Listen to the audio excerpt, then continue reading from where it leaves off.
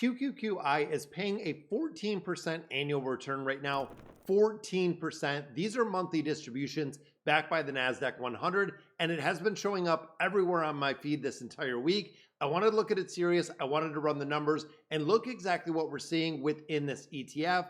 Now, I do not own it, and I want to show you exactly where the numbers and what they're saying, because I do own the QQQM, which is 20% of that portfolio. And if you're in the accumulation phase, you might think about the QQQI, depending on exactly where you're at, because this is the video you need to watch for it. So let's go ahead and get into it. When we look at the QQQI, it is the NEO's NASDAQ 100 High Income ETF. It was launched in January of 2024, so we only have about 2 years of information on it. It follows the NASDAQ 100, has the exact same companies that the QQQ and that QQQM that I do hold, and it sells called options on the index to generate income. Now, we have seen ETFs like this absolutely exploding across the landscaping, and it gives you monthly payments. So if you're an individual that is really looking for income, this could definitely be an ETF that you should look at. Now, the strategy is called a covered call overlay, and this ETF actually won the best new active ETF of 2025, which is a pretty interesting award that I didn't even know they gave out. So it gave 27 consecutive months of distributions ever since February of 2024, and then getting into May of 2026, it actually paid 66 cents per share, which is the highest payout that we have seen within this ETF. The yield is real, those distributions are real, and that income is hitting your bank account every single month. I want to be clear about this because I'm not going to show you data that is really in favor of the QQQI, and I want you to understand that I'm not dismissing it. It is not a poorly constructed ETF or product in general, but it does exactly what it says it's going to do. The real question comes in, is it the right product for you? And the answer depends on entirely one single variable, whether you need income now or if you're building growth in that accumulation phase, that you're gonna need that income for later. Here's exactly how the QQQI generates that 14% yield, because understanding the mechanism behind it is the only way to understand why the total return data looks exactly how it does. Now, this ETF sells those covered call options on the NASDAQ 100 index. A call option actually gives the buyer the right to purchase the index at a specific price, which is called the strike price, on a specific date. Now, the QQQI collects premiums for selling that right. The premium is what pays out those monthly distributions. So you have to understand how this works, because the trade-off is structural in the lease. When you sell that covered call option, you're capping the upside. If the NASDAQ 100 has a huge rally, the strike price you sold it at, which it does frequently, especially we're looking today in the bull market, you do not participate in the rally above that cap. So you're essentially selling the gains that you would see in the portfolio. The buyer of your call option is going to capture all of those gains. You keep the premiums that you collect. That is not a flaw of the QQQI. That is the execution of a perfect covered call writing strategy. The income does not appear from nowhere. It is extracted from your future capital appreciation.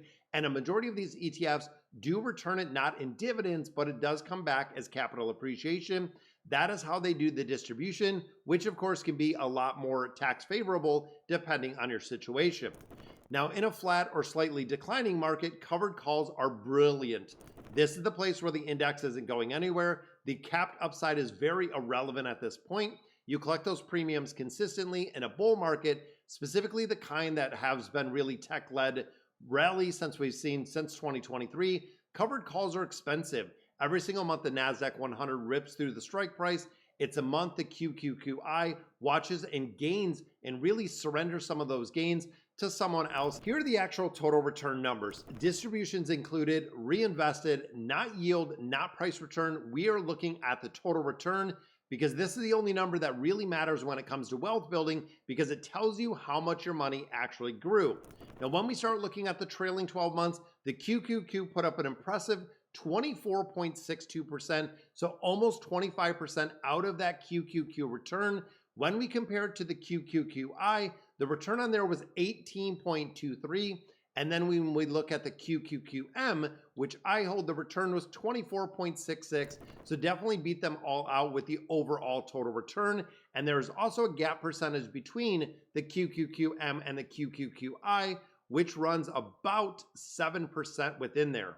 One thing to note when it comes to the QQQI is the expense ratio. It charges a 0.68% per year. When we start looking at the QQQM, it charges that 0.15. So it is over 0.5% higher. And that can really make a big difference when you put it in terms of real money to do this covered call strategy. Now, of course, all of these hold the same exact 100 companies, and looking at 0.5% more per year, when you start giving up 5 or 6 points in a bull market like we're seeing, this could really be detrimental to the portfolio.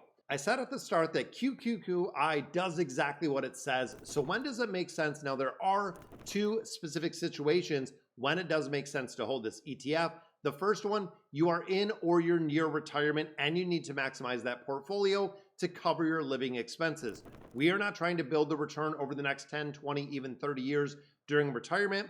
You need $3,000 a month to hit those monthly bills and cover all of those expenses. In this situation, covered calls is really structural. It's not a bug. It is the product that fits the bill. You're trading your future growth because guess what? You don't need it. You need current income, and that is what is driving it. It is a rational trade for someone who is not looking to really draw down much of the portfolio and not really in the accumulation phase either. The second one, you expect a flat or a sideways market for a considerable amount of time, possibly even stagflation.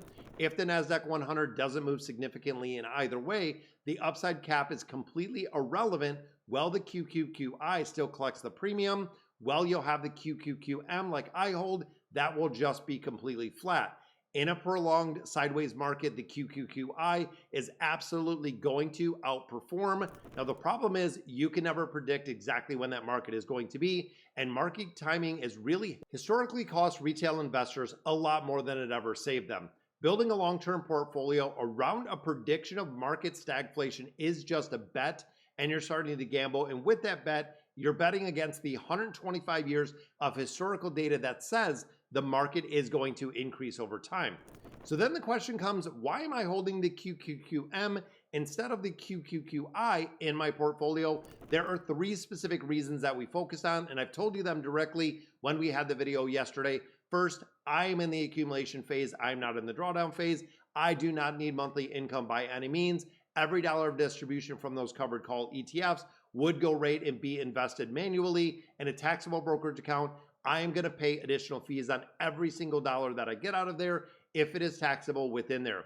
Now, the QQQM also has that very low expense ratio. The 0.15 in the yield generates almost nothing in distributions, which means almost everything in really distributions, taxed and manually reinvested. The growth is staying in that portfolio to compound this as fast as I can. The second one is the AI CAPEX thesis, which I really do believe in. The reason that QQQM is 20% of my portfolio is looking at the hyperscale capital exposure that we're seeing for AI development in 2026, and even looking 27 all the way up to 2032. They're expecting this thesis to play out huge with capital appreciation. Looking at NVIDIA going from $400 to $800 within that price.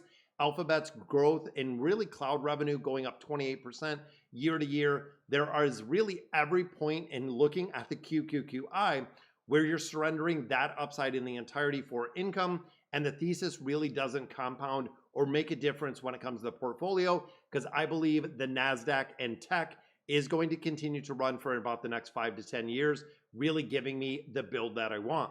And the third, the compounding math from Monday's video. When you start looking at almost a 25% return from that QQQM, you can really see when you start getting $50, $100, $150,000 in there, it really makes a groundbreaking difference when you start looking at the accumulation. That is going to compound in the next few years. In the next 10 years, the numbers and really the difference between those annualized is going to be not a rounding error. It is going to be a game changer when it comes to the actual portfolio. Here's the complete framework in just one paragraph. The QQQI does exactly what it says. The income is real. The monthly distributions are very consistent. It is a well-constructed product that earns and has had awards. It belongs in a retirement portfolio where you're starting to draw down that, where monthly income is very important versus the total return and the accumulation. It does not belong by any means in an accumulation portfolio where you're looking to compound your wealth as fast as possible, over an extended amount of time, 10, 15, 20 years, because the covered call structurally, mathematically will prevent it from doing the compounding where the QQQM is going to be a perfect fit. So the question really comes down to which ETF is better. There is no answer between these because the question is, what phase of the investment journey and what phase of life, what season of life are you really in? Are you at the point where you're drawing it down and you need income? Are you at the accumulation phase where you need that total return? Buying an income ETF during the accumulation phase will be the absolute wrong time, and the total return data says it time and time again. When you start looking at the QQQI investors, 3 to 6 percentage points are going to be the difference when you look at a portfolio that is in the accumulation phase versus a portfolio that is going to be pulling out money. And when you start looking at a longer time horizon, the gap is going to get huge. Now, guys, that's going to do it for the video. Drop a comment down below. Are you in the accumulation phase or the drawdown phase? And if you own the QQQI, has it changed what you think about it? And why do you hold it if you do? I want to know both sides. I reply and read every single comment. Subscribe if this week is giving you a much clearer picture of how to build a real portfolio and what that looks like. And I'll catch you in the next video.